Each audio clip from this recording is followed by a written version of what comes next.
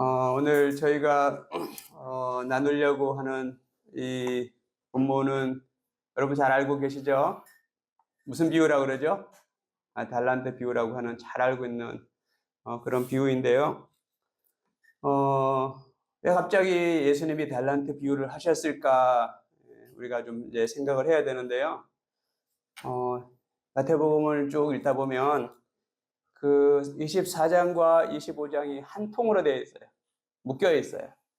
24장, 25장이 예수님의 제자들이 질문을 두 가지를 하는데 그 질문을 대답하는 내용들로 되어 있습니다.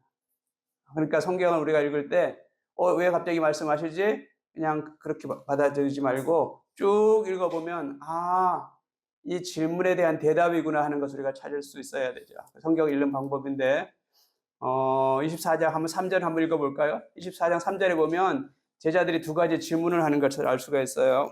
다 같이 24장 3절에 한번 읽어보겠습니다. 예수께서 감람산 위에 앉으셨을 때에 제자들이 조용히 와서 이르되 우리에게 이르소서 어느 때에 이런 있겠사오며 또 주의 임하심과 세상 끝에는 무슨 징조가 있사오리까. 예. 제자들이 1절, 2절을 보면 성전 가리키면서 너무나 이렇게 프라우드한 거예요.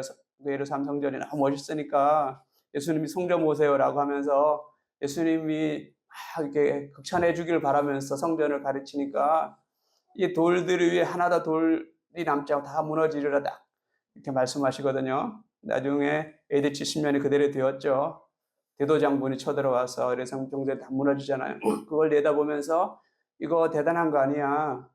돌들 위에 돌 하나도 남지 않고 다 무너질 거야. 이렇게 말씀하시니까 제자들이 이제 마지막 때인 줄 알고 그럼 마지막 때가 되면 어떤 일이 일어날 것입니까? 이제 두 가지 질문이에요. 하나는 언제 그런 일이 있습니까? 그리고 마지막 때가 되면 어떤 징조가 있을 것입니까? 이렇게 질문을 던집니다. 3절의 내용이 그 내용이잖아요. 무슨 징조가 있을 것입니까? 언제 그런 일이 있을 것입니까? 그래서 24장 내용은 마지막 때에 예수님 다시 오실 때 징조들에 대해서 한 5가지로 쭉 설명하셨어요. 나중에 한번 24장을 쭉 읽어보세요. 읽어보시면 5가지로 요약할 수가 있는데 첫 번째는 미혹하는 일이 일어날 것이다. 지금도 있죠. 미혹하는 일들이. 마지막 때가 되면 미혹하는 일들이 일어나고 두 번째는 지진이 일어나고 전쟁이 일어나고 기근이 일어날 것이다. 환란이 일어날 것이라는 거죠. 세 번째는 뭐냐면 환란과 핍박이 있을 것이다. 바깥으로부터는 환란과 핍박이 있을 것이고 내부적으로는 내부 안에서 고발하는 자들이 나타날 것이다. 초대교회에 그런 일들이 있었잖아요. 예수 믿는 사람들 잡으러 오면 다 서로 보호하고 지켜줘야 하는데 자기가 살려고 고발하는 사람들, 그런 일이 있을 것이다. 세 번째 마지막 때에 일어난 징조이고 네 번째는 다니엘서의 말씀을 가지고 예수님이 이제 설명하시죠. 멸망에 가증한 것이 거룩한 곳에 선 것을 보거든 마지막 때가 임한 줄 알고 도망가라 이렇게 말씀합니다. 멸망에 가증한 것이 거룩한 곳에 서는 것을 볼 때에 구약시대에 한 번 있었거든요. 근데 다시 요한계시록에서 그 다니엘서의 말씀을 다시 한번 요한계시록에 나옵니다. 그러니까 이중적인 예언이라고 말하는데, 그러니까 다니엘서에서 다니엘이 예언한 그 말씀이 구약시대에 한번 이루어졌고 다시 또 마지막 때가 되면 또다시 올 것이라는 겁니다. 이중적인 예언인데, 그래서 멸망에 가증한 것이 거룩한 곳에 선 것을 보면 무슨 의미냐면 학자들이 이렇게 해석합니다. 거룩한 곳은 예루살렘 성전이라고 보고 멸망에 가증한 것, 적 그리스도의 신상이 세워지면 예수님 오신다 이렇게 해석을 합니다. 대부분의 이제 성경학자들이. 그러니까 가장 정확한 것은 제가 볼 때 네 번째 같아요. 멸망에 가증한 것이 거룩한 곳에 서는 것을 보면 예수님 오신다는 거죠. 이미 구약시대에 한 번 있었고 이제 진짜 예수님 다시 오실 때 그런 일이 있을 것이다 말씀합니다. 그리고 마지막 5번째로 마지막 그 징조가 거짓 그리스도, 거짓 선지자들이 일어날 것이다 이렇게 말합니다. 지금도 좀 있죠, 그죠? 자기가 성령님이라 말하기도 하고 자기가 뭐 예수라고 하기도 하고 제림 예수라고 하기도 하고 뭐 그런 일들이 있잖아요. 근데 이제 가까웠다라고 많은 분들이 이야기하죠. 예수님의 재림이 가까이 왔다. 전쟁과 기근도 지진도 많이 일어나고, 확실한 거는 네 번째, 멸망의 가증스러운 것들이 거룩한 곳에. 그래서 지금 많은 사람들이 예루살렘 성전이 어떻게 될까 지금 촉각을 가지고 이제 지켜보고 있잖아요. 바라보고 있잖아요. 예루살렘 성전이 지금 무슬림한테 뺏겨 있잖아요. 현재 다시 기독교가 그것을 뺏을 것인지 아니면 제3의 곳에 다시 지을 것인지 모르겠지만, 아무튼 마지막 때 예루살렘 성전에 적그리스도가 나타나서 신상을 세우면 다시 오실 것이다. 이렇게 예언되어 있습니다. 다니엘서에도 예언되어 있고 요한계시록에도 예언되어 있고, 그 말씀을 예수님이 여기 이 마태복음에서 또 말씀하셨죠. 그러니까 세 군데 있으니까 정확하겠죠. 근데 그때는 산으로 도망가라고 말하고, 밭에 있으면 못 가질려 집으로 이렇게 집으로 들어가지 말고, 여기 지붕에 있으면 밑으로 내려가지 말고 도망 다니라는 거죠. 그렇게 오늘 본문에 24장 그렇게 말씀하셨고, 요한계시록에 가면 또 그렇게 말씀하십니다. 우리는 아직까지는 그 단계까지는 오지는 않았죠. 우리가 도망 다녀야 되는 단계까지 오지는 않았는데, 마지막 때가 되면 그럴 때가 있을 수 있다는 거죠. 우리 때에 안 왔으면 좋겠어요. 그죠? 우리 때에 안 왔으면. 그래서 그때가 되면 임신한 사람들도 힘들 것이다. 겨울에 오지 않도록 기도하라 이렇게 말씀하시거든요. 힘들 때 오지 않았으면, 겨울에, 추운 겨울에 도망가면 힘들잖아요. 그러니까 겨울에 그런 일 닥치지 않도록 기도하라. 그런 5가지 예수님이 대답을 하시죠. 마지막 때가 어떤 징조가 있을 것입니까? 그리고 나서 두 번째 질문이 뭐였죠? 언제 그런 일이 있을 것입니까? 언제 그런 일이 있을 겁니까? 그러니까 예수님이 뭐라고 대답하시냐면, 모른다. 하늘의 천사도 모르고 나도 모른다. 인자도 모른다. 하나님 아버지만 아신다. 그러니까 누구도 모르기 때문에 어떻게 해야 한다? 깨어있으라 라고 말씀하십니다. 24장 42절에 그 내용이 있어요. 24장 42절 한번 찾아볼까요? 그러므로 깨어있으라. 어느 날에 너희 주가 임하는지 너희가 알지 못함이니라. 그죠? 언제 오실지 모르기 때문에 깨어있으라 라고 말씀하시죠. 그러니까 미얀마 성경은 깨어있으라 라고 하는 이 내용을 깨어있으라 라고 번역을 안 하고 기다리고 있으라 이렇게 번역했다. 기다리고 있으라. 그러니까 원어가 이제 2가지 의미가 있으니까 미얀마 성경은 기다리고 있으라. 자, 미얀마 성경대로 기다리고 있으라라고 말씀해 놓으시고 어떻게 기다리고 있어야 되는지 쭉 설명하는 내용이 24장 후반부터 25장으로 쭉 이어집니다. 마지막 시대를 살아가는 우리가 어떤 자세로 살아야 하는지, 무엇을 하면서 기다리고 있어야 되는지, 깨어있는다는 의미가 어떤 의미인지, 그 의미를 한 4가지 정도로 예수님이 말씀하셨어요. 비유로 말씀하세요. 항상 예수님은 중요한 거는 비유로 말씀하세요. 24장 후반부에 보면 45절 이렇게 말씀하고 있죠. 충성되고 지혜 있는 종이 되어 주인에게 그 집 사람들을 맡아 때를 따라 양식을 나눠줄 자가 누구냐 이렇게 말씀합니다.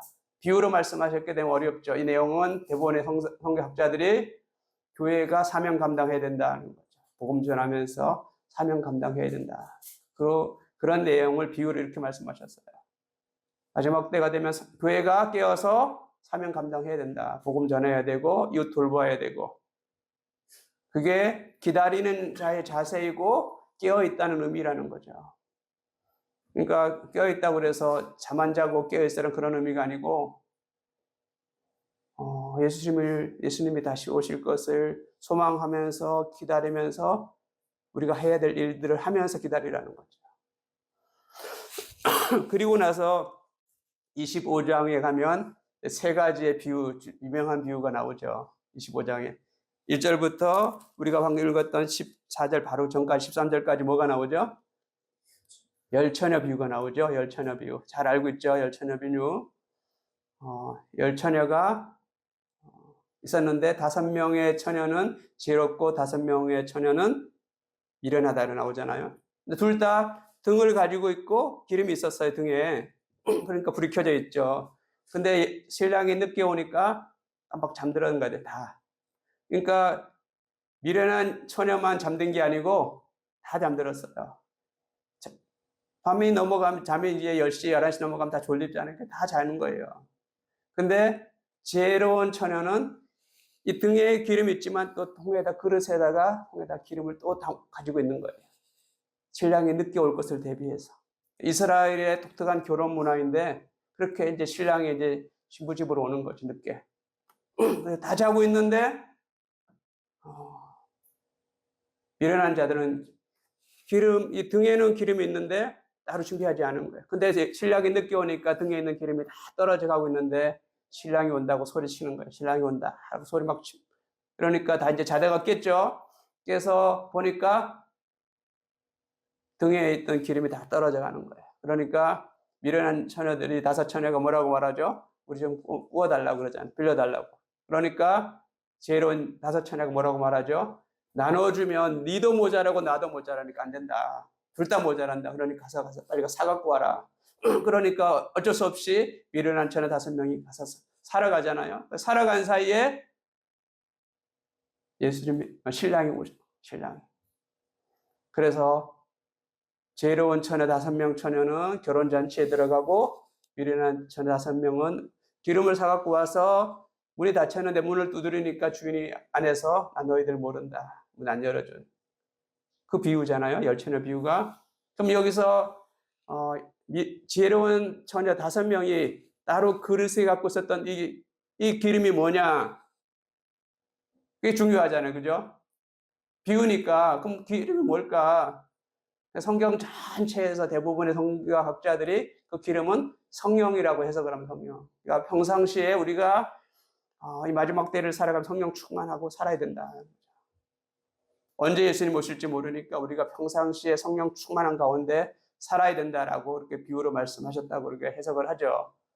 그러니까 우리가 평상시에 항상 충만하려고 노력하고 기도하고 말씀 묵상하고 기도하고 말씀, 성령 충만하고 사는 게 예수님의 재림을 준비하는 삶이죠. 그리고 나서 3번째로 비유로 말씀하신 것이 이 달란트 비유예요. 달란트 비유. 우리가 읽었던 달란트 비유. 그리고 4번째로 또 비유를 하나 말씀하시는데, 그 4번째 비유는 양과 염소의 비유입니다. 양과 염소의 비유. 양과 염소의 비유는 잘 아시죠? 양과 염소의 비유는 6가지를 쭉 설명하잖아요.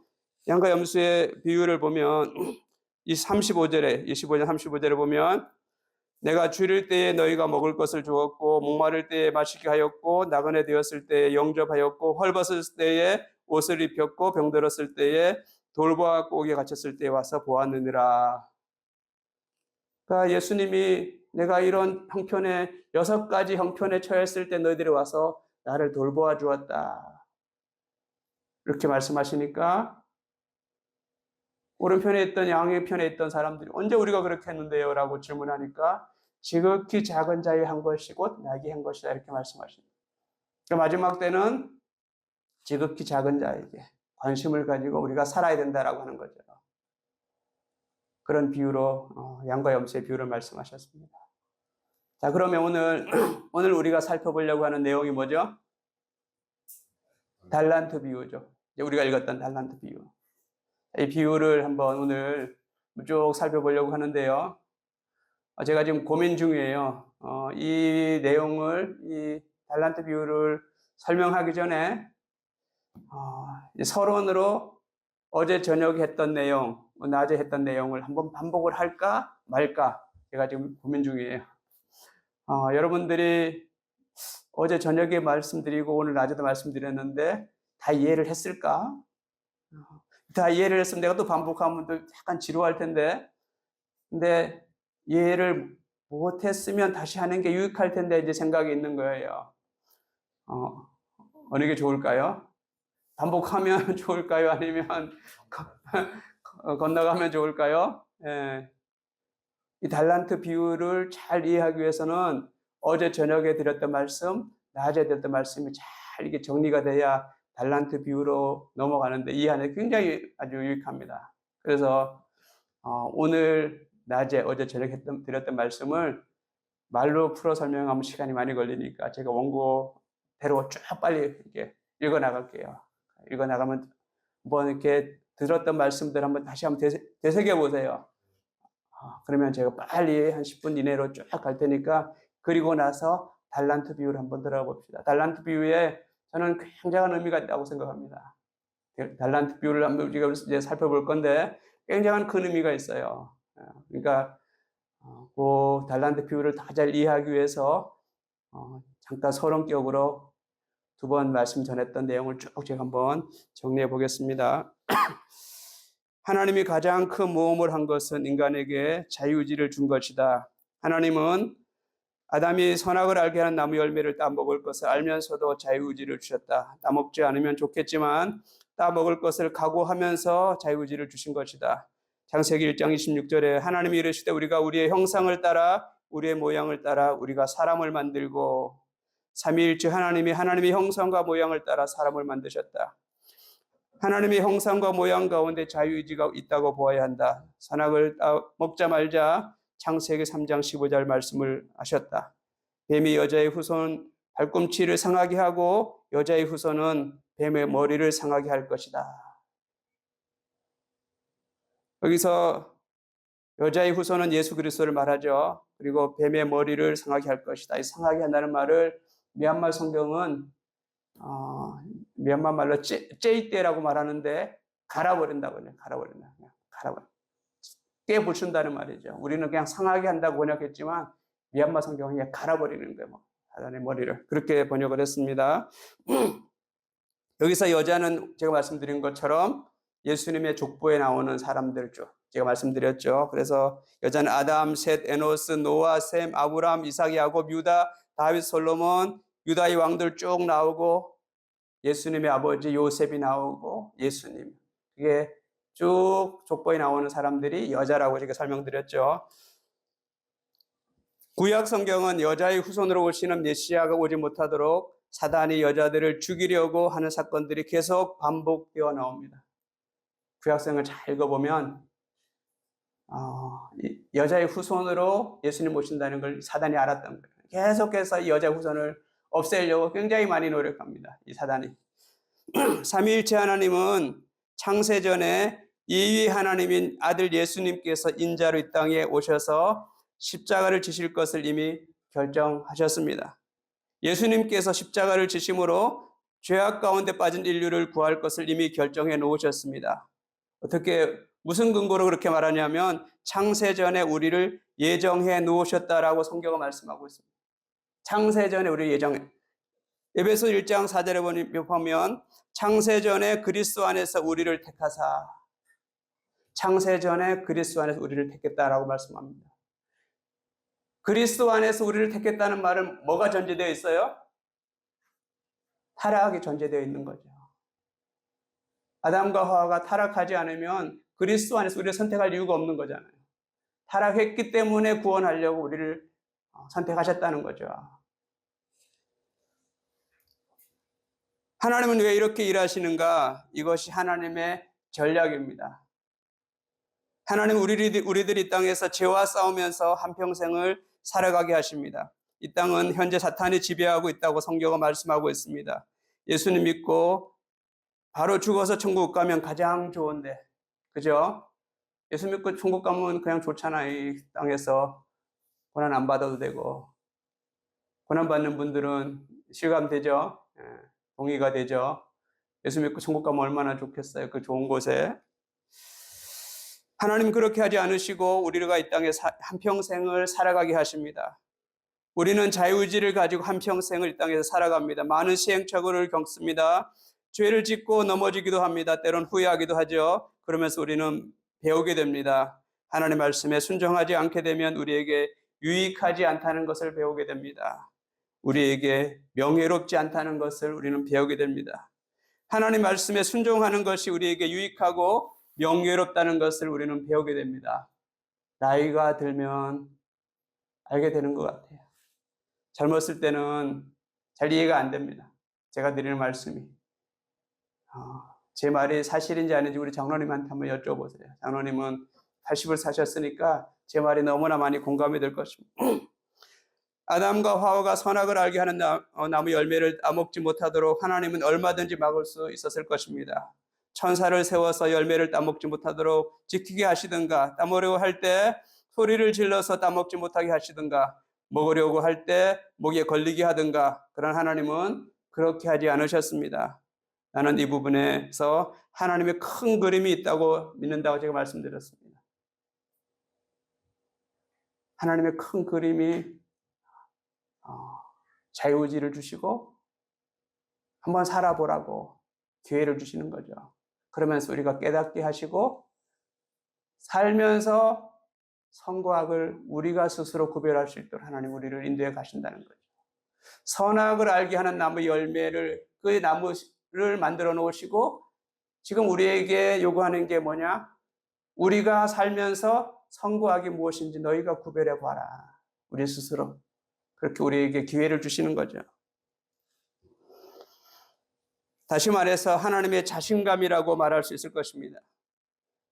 우리 인간을 4단계로 보통 구분합니다. 신학자들이 인간이 4단계에 있는데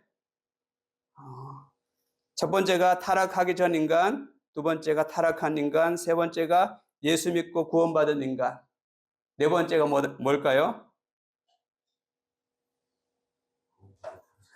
네 번째가 부활해서 영화롭게 된 인간.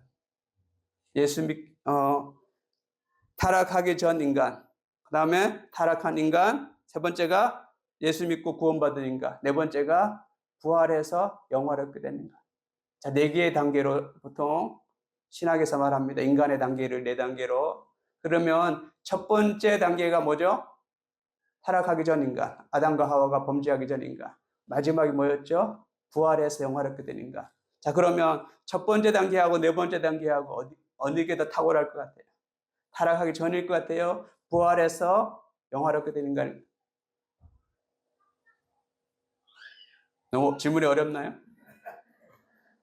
대답들 좀 해요. 내가 부끄럽게.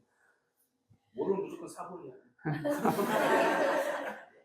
타락하기 전 인간하고 부활해서 영화롭게 된 인간하고 어느 게 더 탁월할 것 같아요? 부활해서 영화롭게 된 인간. 하나님의 계획이 있다는 거죠. 부활해서 영화롭게 된 인간은 타락하기 전 아담과 하와는 차원이 다른 그런 모습으로 하나님이 계획하셨다라고 신학자들이 이제 해석을 합니다. 그렇게 이해가 되고요. 하나님의 큰 그림이 있다는 거죠. 우리는 그곳으로 향해 가고 있는 거죠.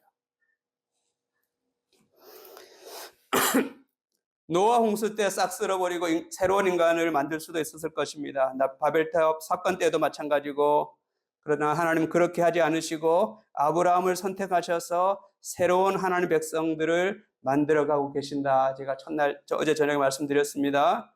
모세가 시내산에서 십계명을 받을 때 밑에서 이스라엘 백성들은 금송아지를 만들어서 우상 숭배하고 있었습니다. 하나님이 분노하셔서 다 쓸어버리겠다, 새로운 백성 만들자 모세에게 말씀하셨지만 모세가 말렸고 하나님은 기뻐하셨습니다. 하나님은 범죄하는 그들을 다시 계속해서 변화시켜 가시는 것이 하나님의 그림이라는 거죠. 때문에 저희들에게도 소망이 있는 거죠. 마음에 안 들어 싹 쓸어버렸다면 우리도 어떻게 될까요?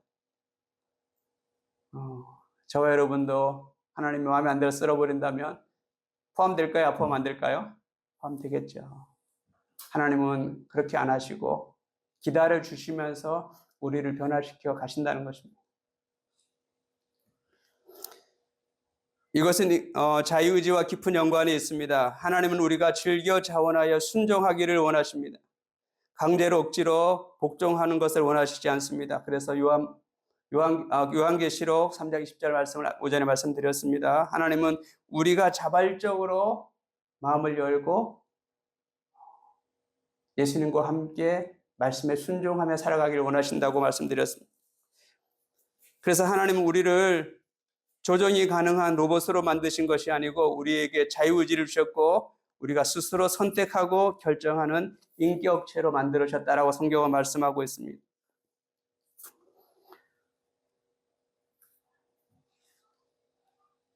우리가 순종할 수도 있고 불순종할 수도 있는 자유의지를 하나님 주셨습니다. 자기가 결정하고 자기가 한 결정과 행동에 대해서는 책임을 지는 전제로 우리를 창조하셨습니다.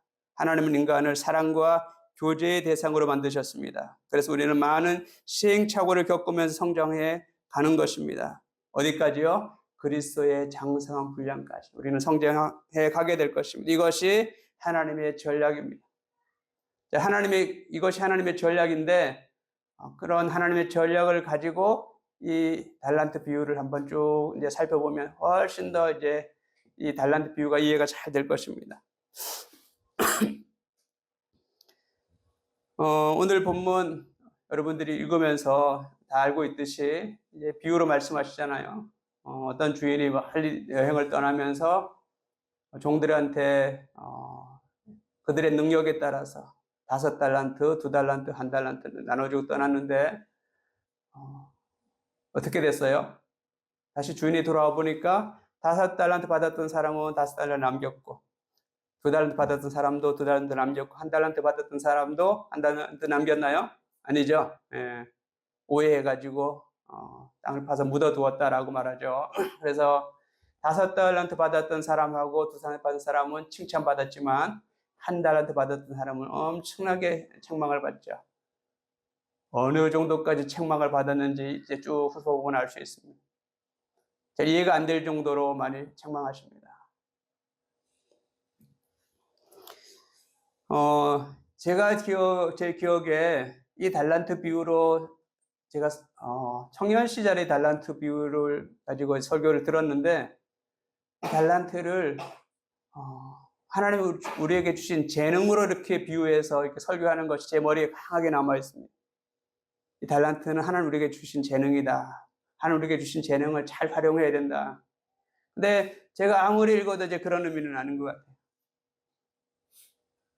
아무리 읽어봐도 그런 의미는 아닌 것 같고, 달란트는 뭐냐 하면 화폐 단위거든요. 화폐 단위, 돈이에요, 돈.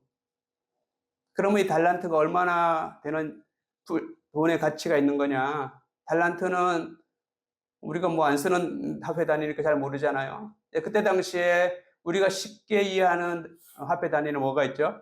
데나리온이라고. 데나리온은 일꾼의 하루의 품삯이니까 쉽게 우리가 이제 계산할 수가 있죠. 한 데나리온이 하루에 일당이니까 오늘날 하루 노동자 일당을 보통 한 10만 원 잡으면 되죠. 10만 원. 그러니까 10만 원인데 한 달란트는 그럼 얼마나 되냐? 6천 데나리온이에요. 6천 데나리온. 그러니까 6천 곱하기 10만 원 하면 얼마 나와요? 예? 6천 곱하기 10만 원? 6억. 그렇죠. 6억. 그러니까 적은 돈이에요, 작은 돈이에요? 적은 돈이에요, 많은 돈이에요? 많은 돈이죠. 그러니까 한 달란트 받았다고 적다고 할 이유가 없는 거죠. 많은 걸 맡긴 거죠. 그러면 5달란트 받은 사람은 30억을 받은 거예요. 그죠? 엄청난 걸 맡겨놓고 떠난 거죠.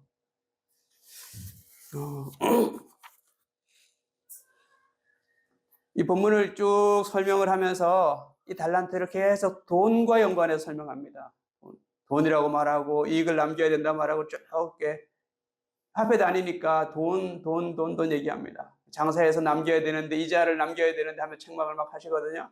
그러니까 달란트는 우리에게 주신 재능이 아니고 그냥 화폐, 재정, 물질 이런 걸로 보면 맞을 것 같습니다. 그러니까 하나님께서 우리에게 주신 재능과 은사를 잘 개발해야 된다라고 우리가 이야기보다는 하나님께서 맡겨주신 물질을 잘 관리해서 이익을 남겨야 한다라고 설교하는 것이 올바른 해석이겠죠. 근데 그것보다 더 큰 의미가 있다는 거죠. 이제 그 의미를 오늘 같이 생각해 보고자 합니다.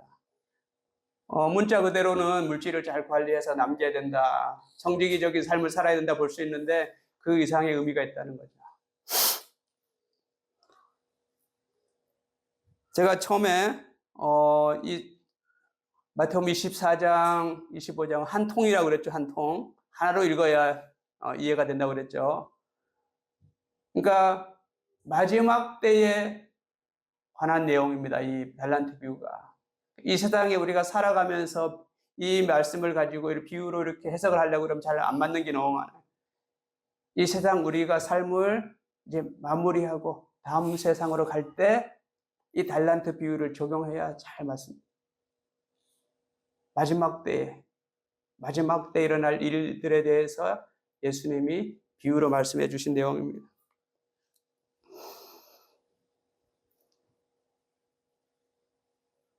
자, 그러면 종말 관점에서 오늘 본문을 한번 살펴보겠습니다.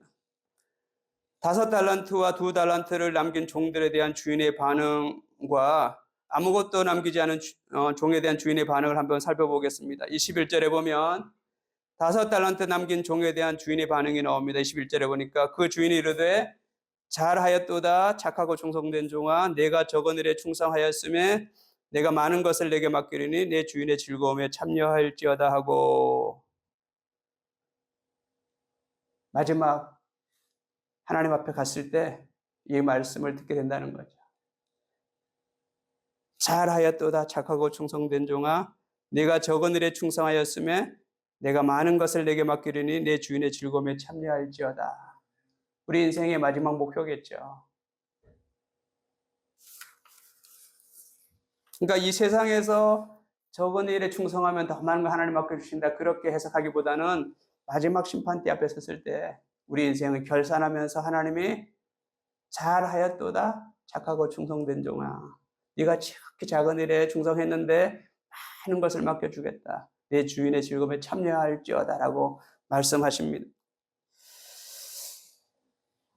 자, 그러면 이 세상에서 신실하게 일해서 열매를 남기면 다음 세상에서 얼마나 많은 것을 맡겨주실 것인가.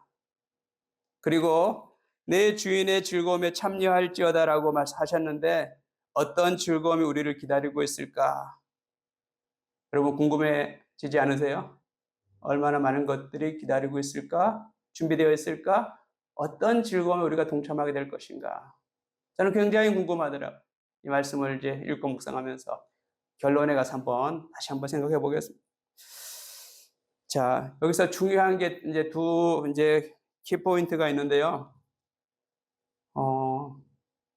5달란트 받은 사람은 5달란트 남겼고 2달란트 받았던 사람 2달란트 남겼잖아요. 근데 그들이 들은 칭찬은 똑같습니다. 21절, 23절을 보세요. 똑같습니다. 토시 하나 다르지 않고 똑같이 말합니다. 그죠? 똑같이 칭찬합니다. 근데 5달란트 받은 사람하고 2달란트 받은 사람이 어떻게 그렇게 결정된 거예요? 5달란트 받은 사람은 왜 5달을 받았고 2달란트 받은 사람은 왜 2달란트 받은 거예요? 주인이 결정한 거예요, 주인이. 그 능력대로. 주인이 딱 보니까 얘는 5달란트를 주면 잘할 것 같아. 5달란트 준 거고, 이 사람은 딱 보니까 2달란트면 딱 적당해. 그래서 2달란트 준 거예요. 그 사람의 능력대로. 원어는 두나미스라고 하는데, 두나미스는 들어보셨죠? 두나미스, 능력, 무슨 뭐 그런 거잖아요. 그러니까 능력대로 나눠준 거예요. 그러니까 우리가 이 땅에 살아가면서 나는 왜 조금 받았을까? 불평할 이유가 전혀 없습니다. 저 사람은 저렇게 능력이 많은데 나는 왜 이만큼밖에 능력이 없을까? 여기 아마 두 부류가 있을 거예요. 난 능력을 많이 받았다. 달란트 많이 받았다. 재능을 많이 받았다고 생각하는 사람이 있을 거고 한 부류는 나는 왜 이것밖에 안 받았을까? 불평하는 사람이 있을 수 있을 것 같아요. 저는 이제 후자인데 저는 적게 받았다고 생각하는 사람인데 그래서 마음이 편합니다. 나는 적게 받았으니까 적게 일해도 하나님이 봐주시겠지 그런 생각을 가지고 살아갑니다. 그러니까 남과 비교할 필요도 없고 적게 받았으니까 적게 내가 받는 것만큼 일하면 되니까 많이 받은 사람은 더 많이 일해야 되겠죠. 그죠? 박 목사님은 많이 받았으니까 많이 일하셔야 되겠죠. 박 목사님은 재능이 많잖아요. 찬양도 인도도 잘하고 레크레이션 인도도 잘하고 뭐 다 잘하잖아요. 축구도 잘하고. 제일 부러운 사람이 이제 두 가지가 있는데 노래 잘하는 사람, 축구 잘하는 사람. 어릴 때 정말 부러웠어요. 두 개 다 가졌잖아요. 박 목사님은 축구도 잘하고 노래도 잘하고. 근데 저는 노래도 못하고 축구도 못하고 아무튼 그래서 받은 게 적다고 생각하기 때문에 저는 이렇게 다른 사람 잘 부러워하지 않습니다. 그럼 나는 나대로 살면 되니까. 여러분 가운데 혹시 나는 왜 이렇게 다른 사람보다 못할까 그런 생각을 갖고 있다면 절대로 열등감 가질 필요 없습니다. 하나님이 그렇게 주신 거예요. 똑같이 하는 칭찬할 때는 2달란트 남긴 사람하고 5달란트 남긴 똑같이 칭찬하잖아요. 그러니까 적게 받은 것 때문에 열등감 가질 필요가 없다는 거죠. 받은 만큼 열심히 살면 되는 거죠. 자, 그러면 이제 책망받은 이 한 사람, 1달란트 받은 사람, 책망받은 사람에 대해서 한번 생각해 보려고 하는데 아주 중요한 내용이 나옵니다, 여기에. 26절에 보니까 주인이 종에게 이렇게 책망하지 악하고 게으른 종이라고 책망을 합니다. 28절, 29절에 보니까 그에게서 그 1달란트를 빼앗아 10달란트 가진 자에게 주라. 무릇 있는 자는 받아 풍족하게 되고 없는 자는 그 있는 것까지 빼앗기리라. 자, 오늘 본문을 가지고 잘못 해석해서 하나님께서 부익부 빈익빈을 좋아하신다 이렇게 해석하면 큰일 납니다. 하나님은 성경 전체에서 일관되게 가진 자들이 가난한 자들을 도와야 한다라고 강조하십니다. 오늘 본문은 세상 종말에 일어날 일들에 관하여 말씀하신 것입니다. 그러니까 이 세상에서 벌어질 일들이 아니라는 거죠. 만약 제가 서두에 말씀드린 것처럼 만약 이게 어떤 재능이나 은사로 해석을 해버리면 해석에 막혀버립니다. 해석이 되지 않습니다. 그러니까 재능과 은사가 아니고 그냥 물질로 보는 것이 더 정확할 것입니다. 자, 그러면 이 1달란트 받아서 아무것도 안 하고 땅 파서 묻어두었던 이 게으르고 악한 종에 대해서 책망하는 내용을 한번 우리가 좀 깊이 생각해 볼 필요가 있습니다. 30절에 보니까 이렇게 말씀하십니다. 이 무익한 종을 바깥 얻은 대로 내쫓으라. 거기서 슬피 울며 이를 갈리라. 이 구절 역시 종말에 일어날 일이죠. 지옥으로 가게 될 것이다 그런 의미잖아요. 그죠? 바깥 얻은 대로 내쫓으라. 거기서 슬피 울며 이를 갈리라. 달란트를 남기지 못했다고 지옥에 간다는 것이 말이 되는가? 이런 질문을 할 수 있죠. 이신칭의에 어긋나는 것이 아닌가? 예수 안 믿어서 지옥 간다는 거 말이 되는데 달란트 못 남겼다고 왜 이 사람이 지옥에 가야 되냐? 이렇게 반문할 수 있겠죠. 그런데 1달란트를 땅을 파서 묻어두었던 종이 주인에게 하는 말을 보면 그가 왜 지옥으로 가야 하는지 알 수가 있습니다. 24절에 보면 1달란트 받았던 자는 와서 이르되 주인이여 당신은 굳은 사람이라 심지 않은 데서 거두고 해치지 않은 데서 모으는 줄 내가 알았으므로 두려워하여 나가서 당신의 달란트를 땅에 감추어 두었었나이다. 이렇게 말합니다. 예, 이 번역은 한국말 번역이 조금 제가 보기 매끄럽게 번역되지 않았습니다. 그래서 조금 어려울 수 있습니다.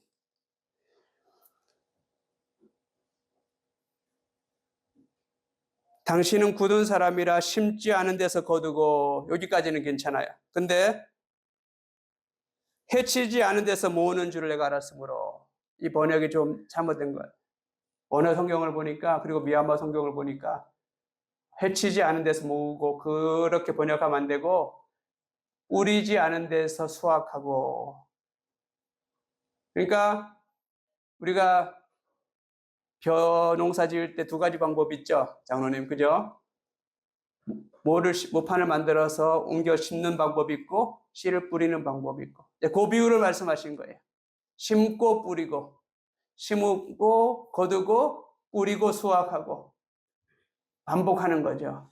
그러니까 반복해서 똑같은 농사 지는 방법을 설명한 건데 해치지 않은 데서 모은다라고 이렇게 번역을 해버리니까 우리말 성경이 어려워진 거죠.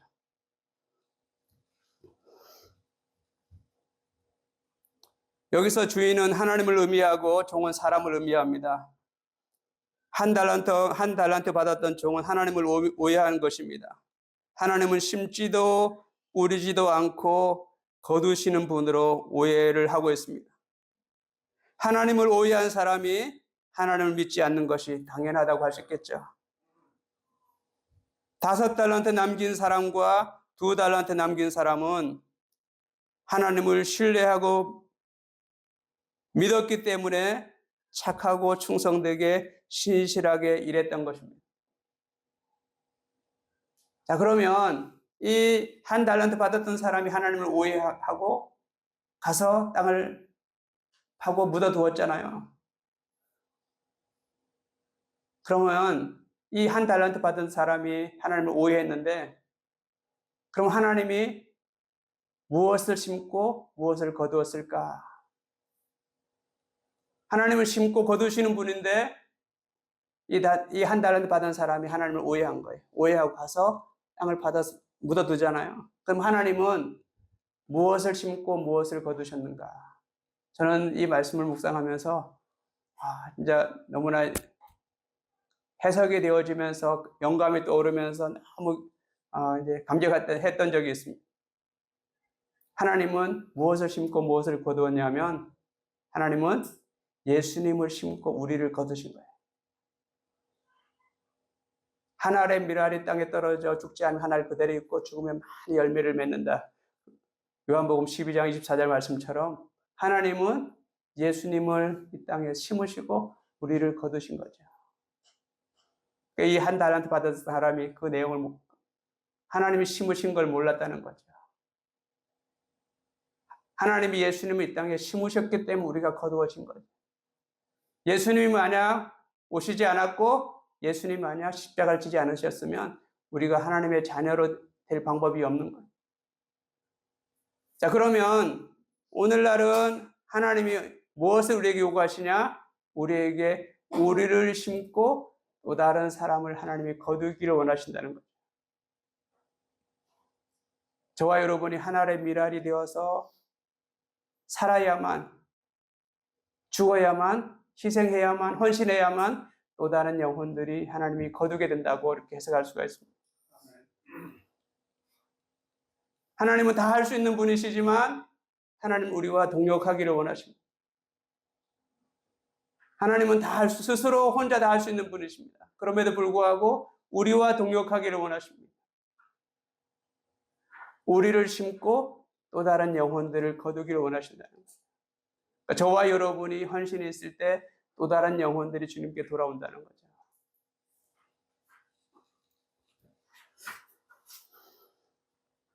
자, 그러면 달란트를 남긴다는 것은 무슨 의미일까? 제가 쭉 설명하면서 사업을 해서 이윤을 남긴다고 이해할 수도 있다고 설명을 드렸습니다. 근데 제가 성경 전체를 묵상하면서 이 달란트를 남긴다는 것이 무슨 의미일까? 그냥 문장 그대로 해석하면 그냥 달란트 물질을 잘 관리해서 더 많이 이렇게 남기는, 이윤을 남기는, 그렇게 우리가 해석할 수 있지만 달란트를 남긴다는 의미는 더 큰 의미가 있다는 거죠. 성경 전체에서 하나님이 우리에게 요구하시는 것이 무엇이 있을까요? 성경 전체에서 우리에게 하나님 요구하시는 것은 우리에게 맡겨준 사명이 있다는 거예요. 달란트를 남긴다는 것은 하나님이 우리에게 맡겨주신 사명을 감당한다고 우리가 해석할 수가 있다는 거죠. 하나님 우리에게 맡겨주신 사명. 그 사명을 감당하는 것이, 그래서 열매를 남기는 것이 달란트를 남기는 것이라고 성경 전체를 통해서 우리가 해석할 수가 있습니다. 자, 그러면 하나님이 성경 전체에서 저와 여러분에게 맡겨준 사명이 무엇이 있을까요? 자, 이제부터 조금 이제 좀 더 재미있어질 것입니다. 지금까지는 쭉 이게 밋밋하게 와서 재미없다 이렇게 생각할 수 있는데 이제부터 재미가 있어집니다. 그러면 달란트를 남기는 것이 사명을 감당하는 것이라고 말씀드렸는데 우리에게 어떤 사명을 주셨을까?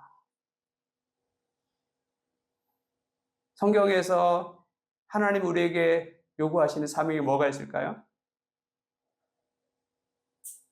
뭐가 있을까요?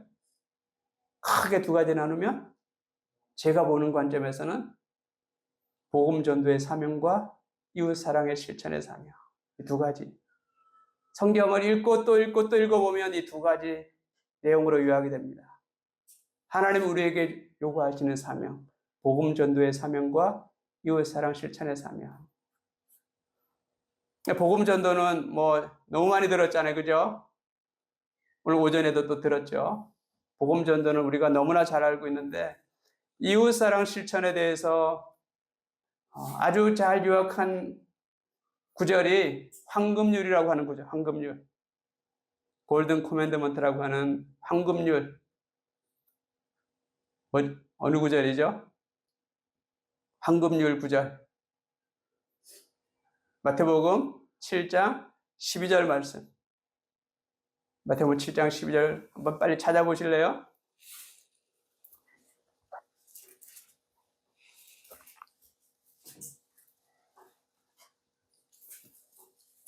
마태복음 7장 12절.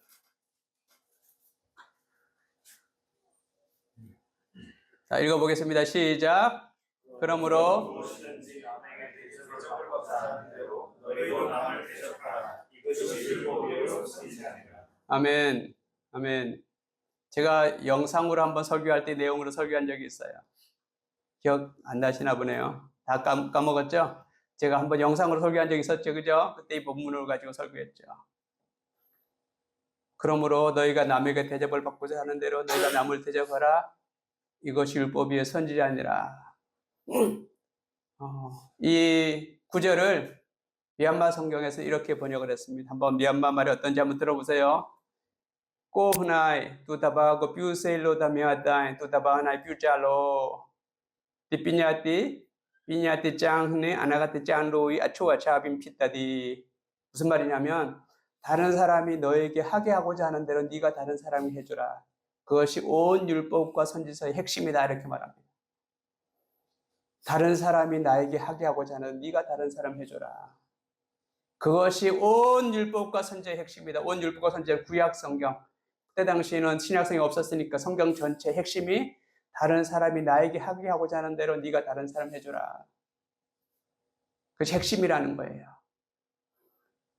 그래서 영어 성경을 찾아보니까 do, 조동사 두 동사를 사용했습니다. 헬라 원문에도 그렇고 미얀마에는 퓨라고는 하는 이 두 동사를 사용했고 우리는 의역해서 대접으로 번역을 했는데 원어는 보니까 두 동사예요. 두 동사. 그러니까 모든 일반 동사를 다 넣을 수 있다는 거예요. 다른 사람이 나를 사랑하게 하고자 하는 대로 네가 다른 사람을 사랑해라. 다른 사람이 나를 섬기게 하고자 하는 네가 다른 사람을 섬겨라. 다른 사람이 나를 대접하게 하고자 하는 네가 다른 사람을 대접하라. 이것이 온 율법과 선지서 구약 성경의 핵심이다라고 말씀합니다.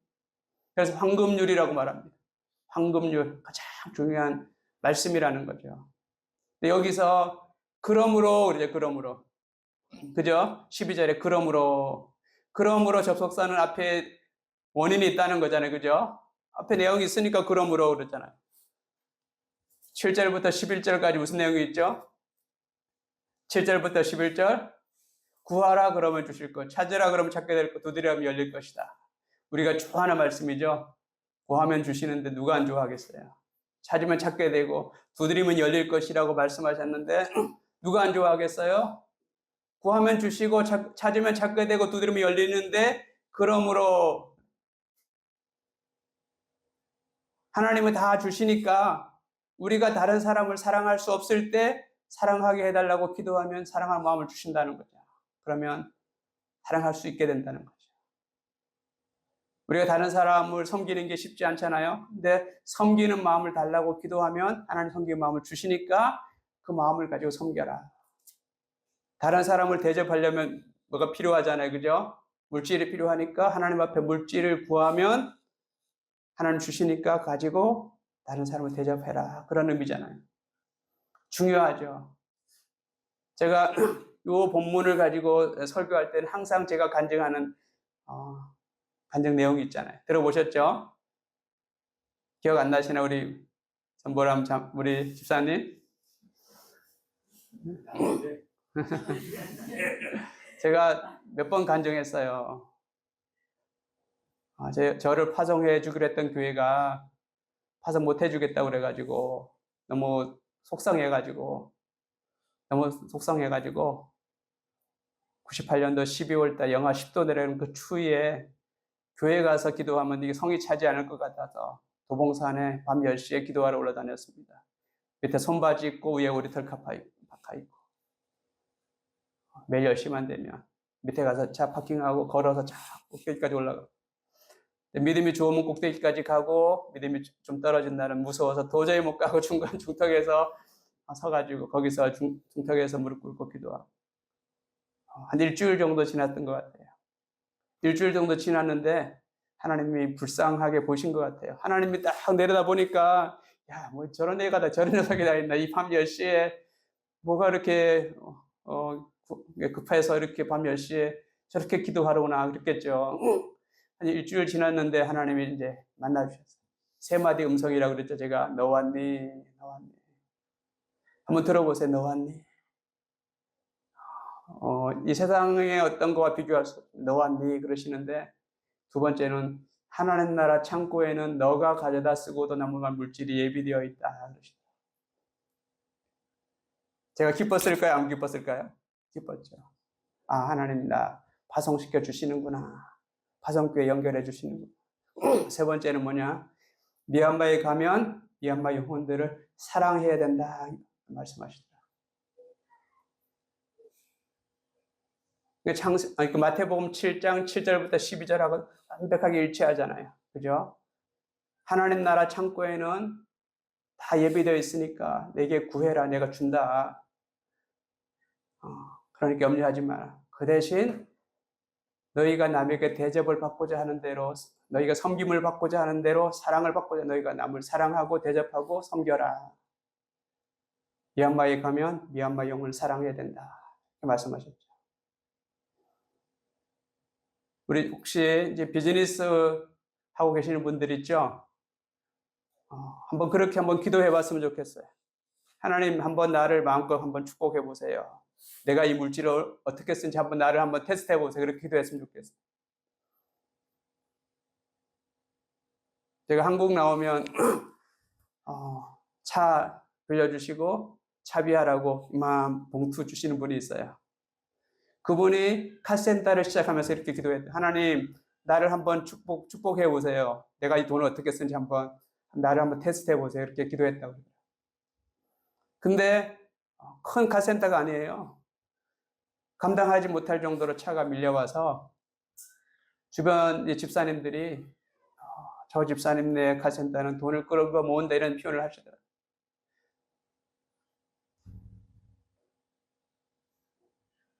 마태복음 7장 7절부터 12절과 완벽하게 일치하잖아요. 하나님께 구하면 하나님 주신다고 약속하셨고 주시면 우리가 하나님 주신 걸 가지고 사랑하고 섬기고 대접하는 삶을 살아야 됩니다. 그것이 하나님이 그리스도인들을 향해서 계획하신 하나님의 그림이죠. 근데 우리가 그렇게 못 살기 때문에 하나님이 못 주시는 거죠. 받으면 안 흘려보내니까. 사랑하고 섬기고 대접하려고 우리 하나님께 구하면 주신다고 반드시 주신다고 약속하셨잖아요. 제가 지금 학교 세우려고 이제 준비하고 있는데요.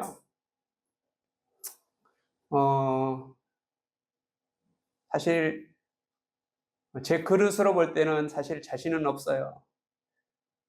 제가 아무리 생각해도 학교 세운다는 게 쉽지 않은 일이고, 그럼에도 불구하고 하나님이 하신 일, 계획하신 일이면 반드시 되겠구나. 왜냐하면 하나님 나라 창고에는 너가 가져다 쓰고도 남을 만한 물질이 예비되어 있다 약속하셨으니까. 정말 제가 세우는 학교가 미얀마의 청년들을, 학생들을 사랑하고 섬기고 대접하는 일이라면 하나님이 주시지 않겠는가, 그런 믿음을 가지고 있습니다.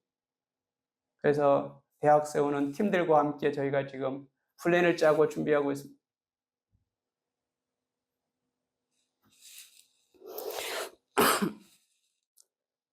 달란트를 남긴다는 의미가, 그런 깊은 의미가 있습니다.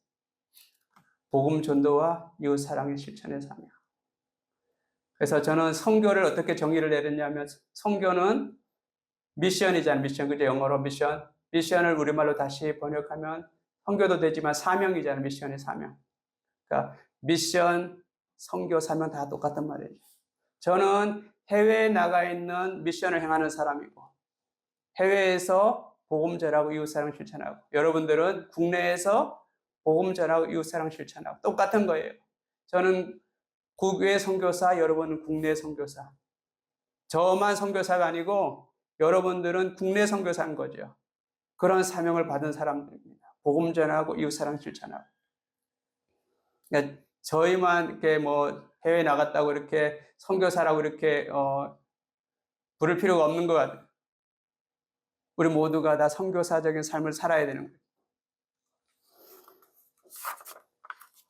거예요. 자, 이제 결론으로 넘어가 보겠습니다. 이제 중요한 이야기를 좀 하려고 하는데요.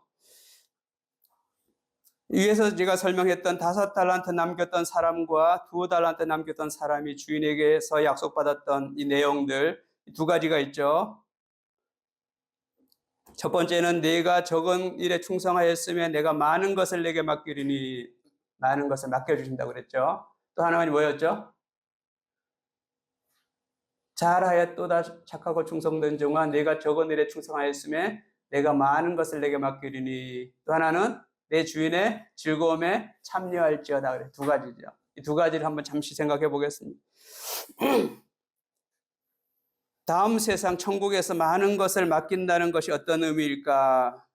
내 주인의 즐거움에 참여한다는 것이 어떤 의미일까? 그것을 한번 잠시 생각해 보고 말씀을 마무리하려고 합니다. 우리가 이 땅에서 사는 것은 그렇게 작은 것이라고 말씀하십니다. 우리에게 벅찰 수도 있지만 우리가 다음 세상에 가서 하나님께 받을 것에 비해서는 그렇게 작은 거라는 거죠. 적은 일에 충성했는데 많은 것을 내게 맡기겠다 말씀하십니다. 그 많은 것이 무엇일까? 잘 모르죠. 우리는 사실 안 가봤으니까 잘 모르는데, 제가 신명기서를 읽으면서 좀 이렇게 놀란 구절이 있어요. 신명기 4장 19절인데 이런 말씀이 있습니다.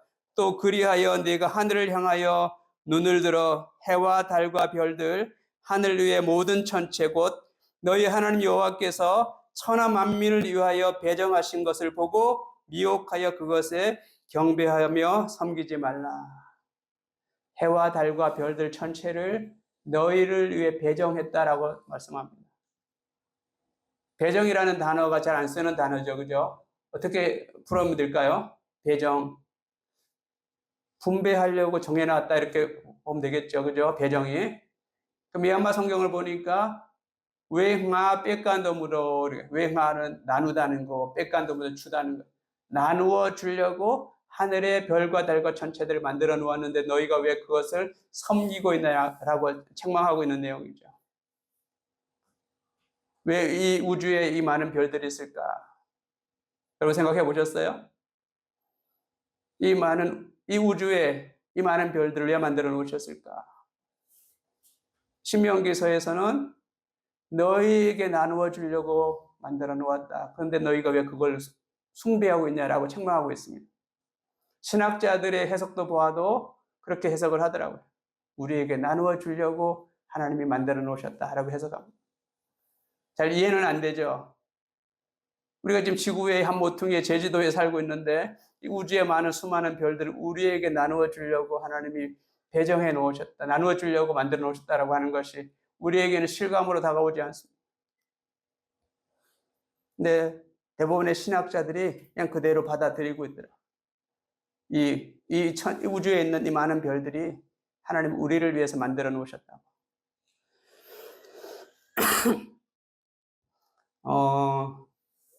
신명기는 누가 썼죠? 신명기는 모세가 썼죠. 그죠? 모세오경, 창세기, 출애굽기, 레위기, 민수기, 신명기, 모세오경, 모세가 썼잖아요. 창세기의 내용은 인간의 머리에서 나올 수 없는 내용이잖아요. 어떻게 그런 내용을 우리가 생각할 수 있겠어요? 그러니까 하나님이 모세에게 알려주신 거죠. 이 본문도 하나님이 모세에게 알려주셔서 모세가 쓴 거죠. 하늘의 달과 해와 별들을 너희에게 나누어 주려고 내가 다 만들어 놨는데, 창조해 놓았는데 그걸 숭배하고 있냐, 이 어리석은 자식들아라고 이렇게 책망하고 있는 거죠.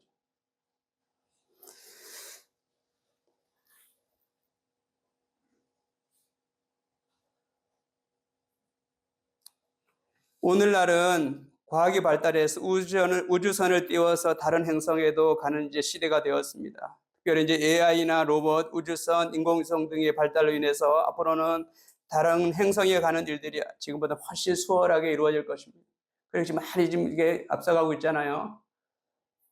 일론 머스크는 엄청난 많은 재정을 투자해서 막 지금 하고 있잖아요. 하지만 우리가 부활해서 부활체가 되면 시간과 공간을 초월해서 별들을 다니는 존재가 될 것이라고 성경은 말씀하고 있습니다. 예수님이 부활하신 다음에 제자들 찾아오실 때 문 닫혀 있고 벽이 있는데 뚫고 들어오시잖아요. 시간과 공간을 초월해 다니시잖아요. 부활하신 예수님이 우리도 동일하게 그런 부활체가 된다는 거죠. 그러니까 인간이 연구해서 만들어 놓은 우주선 타고 별들에 가는 거하고 하나님이 우리를 부활시켜서 하나님 만들어 놓은 부활체가 되면 우리가 다른 별들에 가는 것이 어느 게 더 수월할까요? 하나님이 우리를 부활체로 만드시면 다른 별들에 가는 것이 지금 우리가 우주선 개발해서 가는 거하고는 차원이 다를 거라는 거죠. 순간이동이 가능할 수 있겠죠. 우리가 시간과 공간의 제약을 안 받고 다닐 수도 있다는 거죠. 요한복음 14장에 보면 이런 중요한 말씀이 있죠. 너희는 마음에 근심하지 말라. 하나님을 믿으니 또 나를 믿으라. 내 아버지 집에 거할 곳이 많도다. 그렇지 않으면 너희에게 일렀으리라. 내가 너희를 위하여 거처를 예비하러 가노니 가서 너희를 위하여 거처를 예비하면 내가 다시 와서 너희를 내게로 영접하여 나 있는 곳에 너희도 있게 하리라. 예수님이 하신 약속이에요. 예수님이 가시면서 뭐라고 약속하셨어요? 가서 내가 거처를 준비하면 너희들 데리러 오겠다 말씀하셨습니다. 그 거처가 어디에 있는지 우리는 아직은 몰라요. 이 지구는 아닐 거예요. 그죠? 지금까지 수많은 인구가 태어났다 죽고 태어났다 죽고 했는데 그 많은 인구가 이 지구에 살 수는 없을 거 아니에요. 다른 어디에 뭔가 우리가 거할 초소가 있다고 보아야 되겠죠. 어디일까? 우리는 아직 모릅니다. 근데 창조과학자들이 하는 얘기를 쭉 강의를 들어보니까 신학자들이 하는 것보다 훨씬 앞서가 있습니다. 창조과학자들은. 천체 망원경으로 우주를 관찰해 보니까 별들이 없어지기도 하고 생성되기도 한다고 말합니다. 그들은. 우주를 열심히 관찰하니까 있던 별이 없어지고 새로운 별도 생기고 이렇게 말합니다. 천체 전문학자들이. 그래서 창조과학자들은 이 요한복음 14장 1절 3절 말씀을 가지고 예수님이 가서 준비하고 계신 거 아닐까 이렇게 추측을 하더라고요. 엄청난 내용이죠. 근데 신학자들은 거기까지 우리가 따라갈 수가 없는 거죠. 창조과학자들은 이제 과학으로 그렇게 이제 연구하고 있더라고요. 우리가 가보면 알겠죠.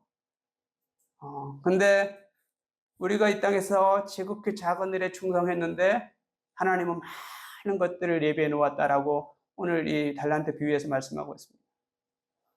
가보면 알겠죠. 어떤 것들을 예비해 놓으셨는지. 제가 3일 동안 하나님 우리를 하나님 동역자로 지금 초청하고 계신다고 말씀드렸습니다. 이 광활한 우주 하나님이 함께 다스리고자 우리를 동역자로 초청하신다라고 성경은 말씀하고 있습니다. 우리가 다 이해할 수는 없어요. 하지만 뭔가 우리가 생각했던 것보다 훨씬 더 큰 것들이 기다리고 있을 것이다. 그렇게 저는 보고 있습니다. 우리를 자녀 삼으시고 상속자 삼아서 하나님의 상속자 삼으셔서 그리스도의 반열에 선 상속자 삼아서 그리스도와 함께 이 세상을 다스리는 동역자로 우리를 부르신다라고 성경은 말씀하고 있습니다. 그러니까 우리가 이 땅에서 매일 아파하고 힘들어하고 그러면서 또 다시 일어나고 그러면서 우리가 열심히 우리 인생 살아가고 있습니다.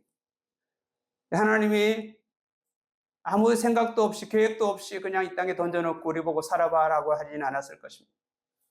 하나님의 큰 플랜이 하나님의 큰 그림이 있다는 거죠. 성경 전체가 그렇게 그쪽을 향해서 가고 있습니다. 그 달란트 비유를 통해서도 이렇게 말씀하고 있잖아요. 작은 거 우리가 충성했는데 내가 많은 것을 맡겨줄게. 근데 선과 악을 구별하지 못하고 나쁜 짓 하는 사람한테 맡기면 안 되잖아요. 이 땅을 살아가면서 선과 악이 구별되고, 아, 이건 나쁜 거야. 이건 하지 말아야 돼. 이거는 좋은 거야. 이렇게 해야 돼. 이건 하나님 기뻐하시는 거야. 우리가 인생을 평생을 살아가면서 그것을 배우게 하신다는 거예요. 그래서 하나님이 우리를 훈련시켜서 그리스도의 장성 분량까지 우리가 성장되면 그때 하나님이 우리를 동역자 삼으셔서 함께 우주를 같이 다스리는 하나님의 동역자 삼으실 것이다라는 것이 성경 전체가 지금 가고 있는 방향이라고 보여집니다. 그러면서 내 주인의 즐거움에 참여할지어다. 내 주인의 즐거움에 참여할지. 주인은 하나님이잖아요. 하나님의 즐거움에 참여할지어다.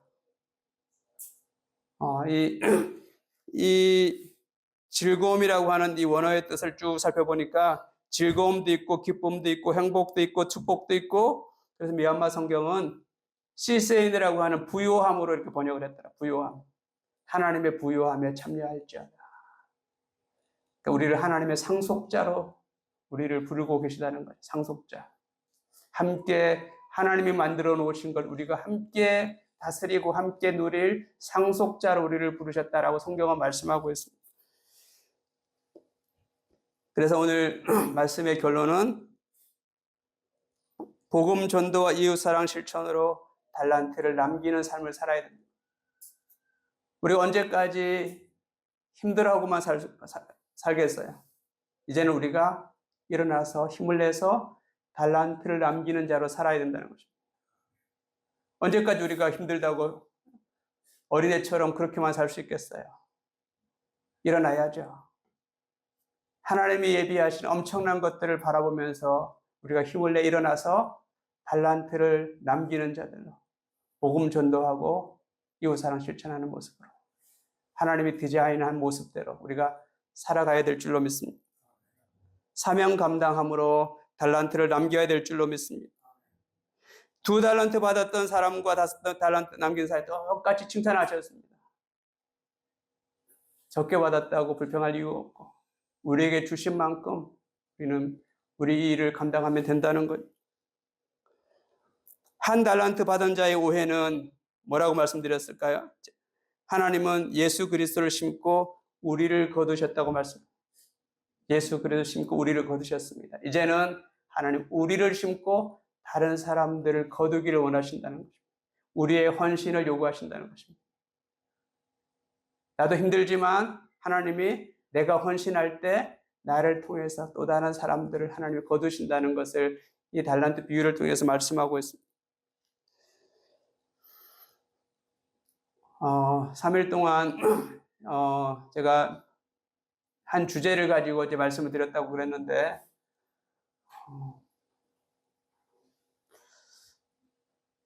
제가 원하는 만큼 말씀을 잘 전하지 못한 것 같아서 좀 아쉬움이 남아 있습니다.